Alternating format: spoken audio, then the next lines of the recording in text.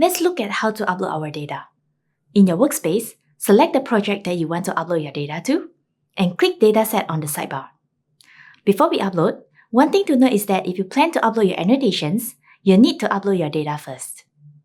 And from your local folder, you can directly drag and drop them into the rectangular region at the top of the datasets page, or you can click the upload area on the space to open your local folder and select the files that you want to upload. After finish preparing the files, click Next, create the group name that you desired, or leave it blank to auto-assign to all main group by default.